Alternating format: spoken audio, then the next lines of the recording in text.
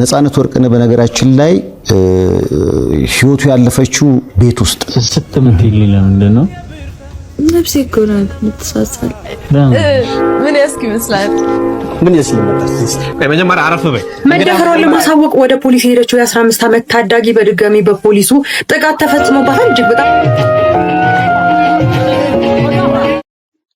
ስለ ነፃነት ወርቅነህ ከዛሬ ሰማችሁት ውሸት ነበር። እውነተኛው ነገር ምንድነው? ያልተሰሙ አዳዲስ መረጃዎችንና እጅግ ፈታ ዘና የሚያደርጉ ቪዲዮዎችን በዛሬ ቪዲዮ አብረን እንመለከታለን። እስከ መጨረሻው አብራችሁን ቆዩ። ቃል በገቡት መሰረት ወይኔ ቃል በገቡት አርሰናል ወይኔ አርሰናል እንዴ ነው ያደረገኝ ቃል በገቡት መሰረት ያነስ ያለ ነው ከፍተኛ ነገር ነበር ምን ሆነ ነው እንደዚህ አይደለም ከግሪደሩ ጭንቅላት ላይ ነበር መዝለል የነበረበት ያንን ጨዋታ ያየ ሰው በቃ ከግሪደሩ ጭንቅላት ላይ ነው መዝለል ያለበት እኔ ስለዚህ ነገር ብዙ በቃ ስሜታዊ ስለሚያደርገኝ ሴንሲቲቭ ፓርቲ ስለሆነ ሐሳብ ባልሰጥ ምን ይመስላችሁ በቃ Father Almighty we shall eat today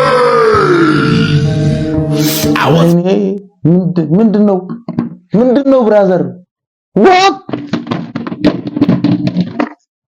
ምንድነው እየተካሄደ ያለ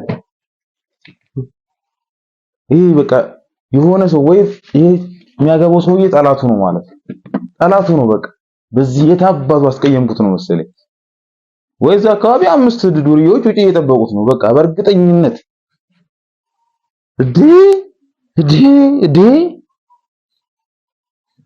ይሄ እኮ 6 ጎረምሳ ቁርስ ምሳ እራት 2 ቀን እኮ ያቆያል እኮ እንደዚህ ግለሰቦች በግለሰብ ደረጃ እንደዚህ ሆኖ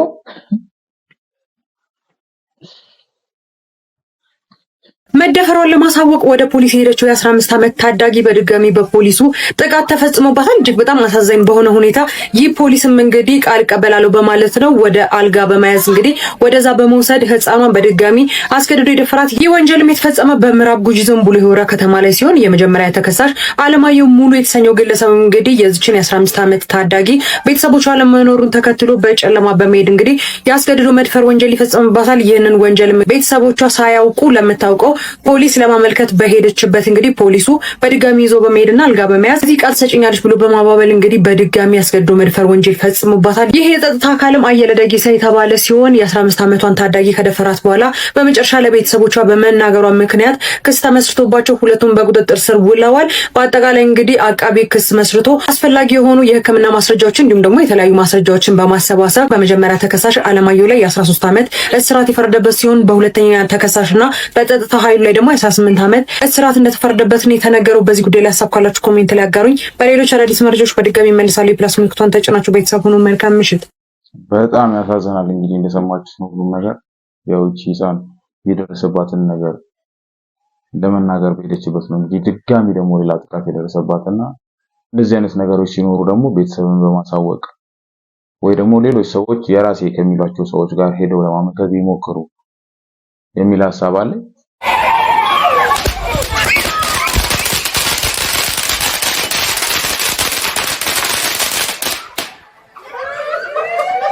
ጋይስ ምን ጠብቀው ነበር የለኮሱት? አልገባኝም። ምን ጠብቀው እንዴ? ሰው ለሴሌብሪቲ ለኩሶ የሽብርተኝነት ምክንያት በጣም ያሳዝናል። በጣም ያሳዝናል ጋይስ። በትንትን እኮ ነው ባለልደቱን ፕራንክ እያደረግነው ነው በሉኝ። በቃ ባለልደቱን ፕራንክ ለማድረግ ነው በሉ። አስገባ Guess who's come?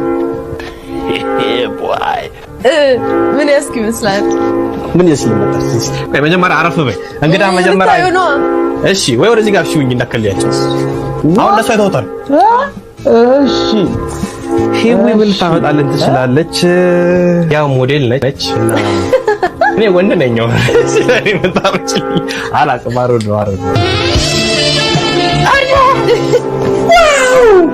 ለካ የማዝሪን አምባሳደር ነሽ በልምታ እጄንታ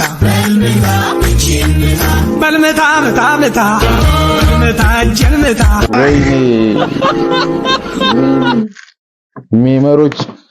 ሜመሮች ነፍሳቸው አይማር። ወይኔ ስንቱን አሳሰባችሁ? ምን ችግር አለ? በቅናነት አይደለ እንዴ? ብራዘር ነው። እንዴት እንደዚህ አይነት አረዳድ ይኖረናል? እኛ ጥሩ ሰዎች አልነበርን? እንዴት አንዳችን እንዴት ወንድሙ ላይ የመጨረሻው ዘመን ወንድሙ ላይ ይነሳል የተባለው በቃ ይሄን አለ ወንድማችን አይደል? ምን ችግር አለ? አመዳም ሆኖ አይተው ሊሆን ይችላል። ለምን ሌላ ነገር ምናልባት እንግዲህ ብዙዎቻችን በመጥፎ መንገድ አይተነው ሊሆን ይችላል። ምናልባት አመዳም ነህ እያለችው ቢሆንስ? ምናልባት የሆነ ቦታ ላይ በቃ አመዱ ቡን ብሎ ወይ ጸጉሩ የእህትነቷን እስኪ ወዚህ ይምጣ ብላ ቢሆንስ? ለምን በመጥፎ አሰባችሁ? እንደው ጥቁር ግርጥት ብሎባት ቢሆንስ? መልካም ብናስብ በቃ ባይኔ ለሰዎች ቅን ብናስብ። ምናልባት አንተ አመድ ቡኑ ብላል እያለች ቢሆንስ? እናንተ ለምን ሌላ ነገር ማሰብ ፈልጋለች?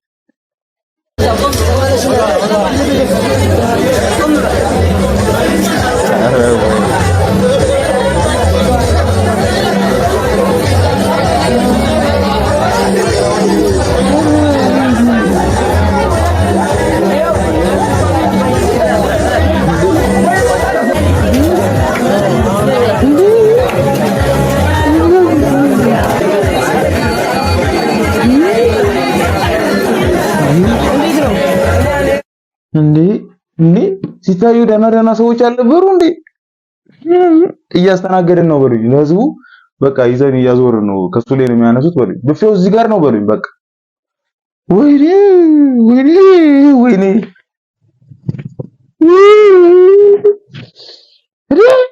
እንደዚህ ወይኔ። ኧረ አንዱ እኮ አራት ሰው እና አንደኛውን ብቻ ባልየው ቢይዝ እኮ ሌላ አራት ሰው ጨምሮ እነሱ ሙሽሮቹም ጠግበው ይባላል። ወይኔ ጉዴ።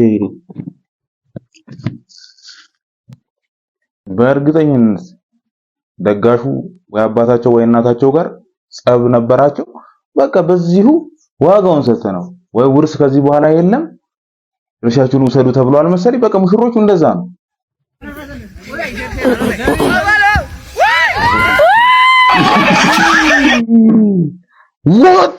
What the hell? ጀለስ እንዴ እህሉ እኮ ተወቅቷል እኮ እንዴ! ምንድነው የተካሄደ ያለው? ባህላችን እየተቀየረ ነው እንዴ? ድሮ በከብት ነበር የሚወቀው፣ አሁን በውሹ ተማሪዎች ሆነ። ጀለስ በጭንቅላቱ እኮ ነው እህሉን የወቀው። ድሮ በከብት ነበር የሚወቀው። ከሆነ ጊዜ በኋላ ደግሞ እሺ እንሻሻል ምናምን ተብሎ በግሬደር በአንዳንድ መውቂያ ማሽኖች እንትን ተባለ። አሁን ድጋሜ በቃ ይሄ ዘመናዊነት ይቅር ምናምን ሲባል ደግሞ ወደ ኋላ ተመልሰን በሆሞ ሳፒያን ዘመን የማይደረግ ነገር በጭንቅላት መውቃት። ጀለስ ልጅ እንግዲህ አሁን ወገቡ ላይ ያየነው ቤልት ምንድነው? ወይስ ወገቡ ላይ ያየነው ቤልት እንግዲህ ወይ ወንጀል ሰርቶ ነው በሉኝ እንጂ ተምሮ ተመርቆ አይመስልም። ወይ በመቅጣት ነው በሉኝ። በቃ ብዙ ጊዜ ባለመምጣት ምናምን ነው እንጂ እንዴ What's up, twin? I'm good. How are you, man? I'm good, my bro, man. I'm good. When you come, I miss you too, brother, man.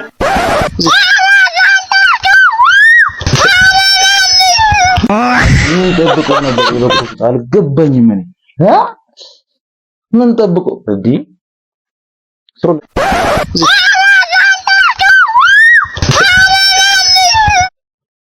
በጣም ያሳዝናል።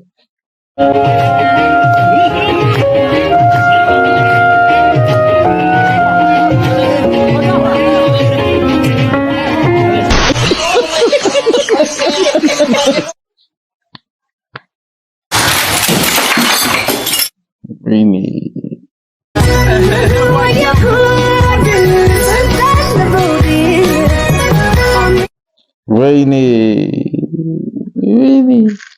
ነፃነት ወርቅነህ በነገራችን ላይ ህይወቱ ያለፈችው ቤት ውስጥ ነው።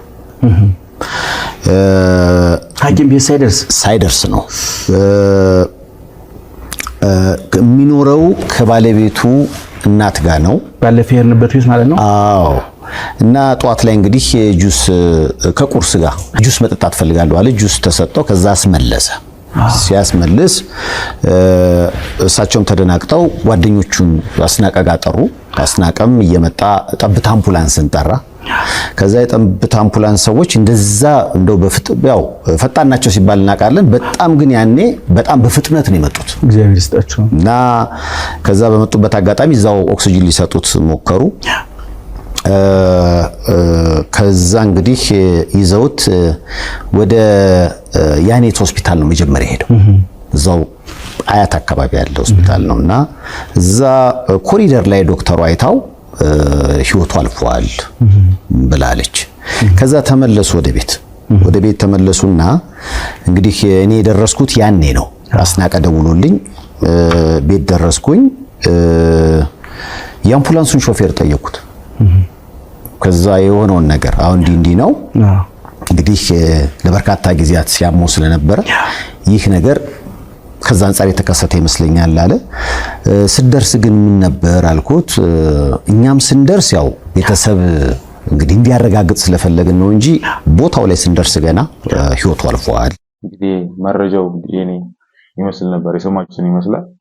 እንግዲህ በቀጣይ ደግሞ በሌላና በአሪፍና በምርጥ ቪዲዮዎች በሚያዝናኑ ቪዲዮዎች ተመልሰን እስከምንገናኝ ያው እዚህ ጋር ደረሳችሁ ሰብስክራይብ፣ ላይክ እያደረጋችሁ ተባበሩ።